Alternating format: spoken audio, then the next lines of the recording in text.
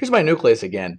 So now we usually think of nuclei being made of protons and neutrons, and there's a set number of them, but we try to think of them all being the same.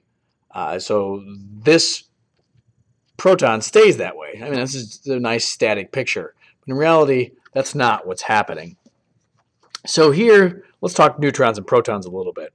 So the neutron has no charge. Bubble proton here is positive charge, and these two are stuck together with a strong force. But what ends up happening is this neutron likes to play a game such as, I don't want to be the neutron. So what it does is it says, hey, proton, you be the neutron.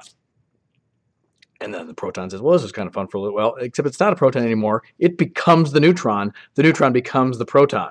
And so this one hangs out for a little while. So, oh, your turn. Right. And then they kind of be the neutron for a little while. Oh, your turn. All right.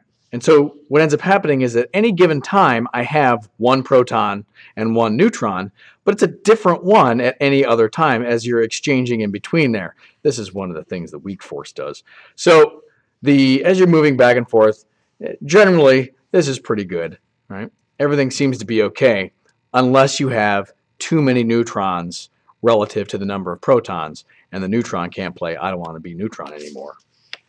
So what happens? Well, the neutron freaks out and it breaks down, and it decays, and it decays very specifically.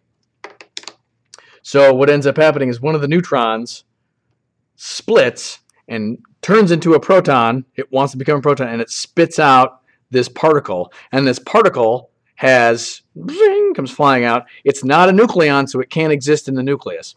It has a -1 charge. So let's see, has a -1 charge, and it can't be found in a nucleus? Oh, it's right here. Turns out it's an electron.